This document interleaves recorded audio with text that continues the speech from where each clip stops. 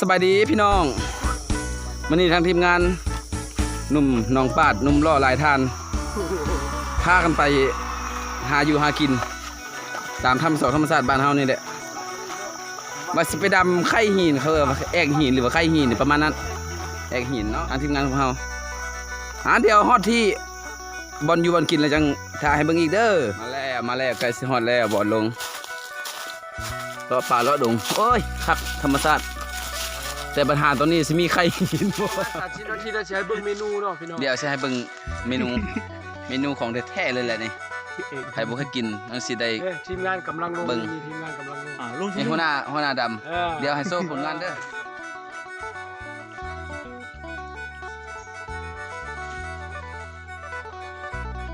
พอได้อยู่ติเนาะเก็บพร้อมทีมงานให้หินกำลังนี่เนาะสดเอาขึ้นมาเมื่อกี้เนี่ย Okay. อันนี้ใส่นี่เนาะ ทุกคนมีน้ำมาสุด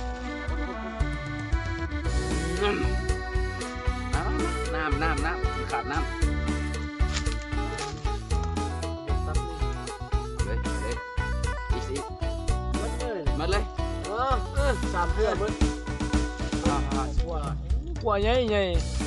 ปลูกแบบธรรมชาติบ่ได้ใส่ปุ๋ยใส่หยังเลยนี่มีเวลามาเวะได้เลย นี่น้องใครหินมาชิมกันเลย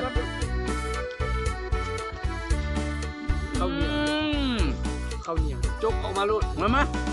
จกกลางเขาเรียกบุคคล ปากันเนาะ สามก็ได้นะ เนาะ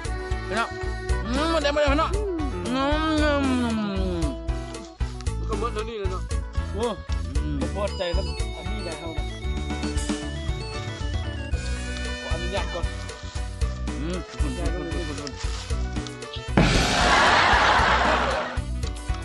ดีนะเลยก็พอยังงับข้าวเหนียวกับแอกหินเนี่ย วันนั้นได้กินแต่ว่าตายเลยความแย่ปั๊ด นี่แหละแสนบานนาเลยแท้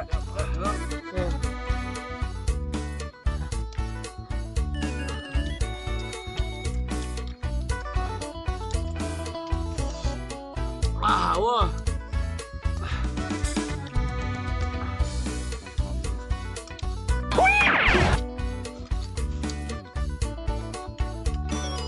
ทำยังไง น้ำกับน้ำกิมนี่จ้ะน้ำธรรมชาตินะฮะความ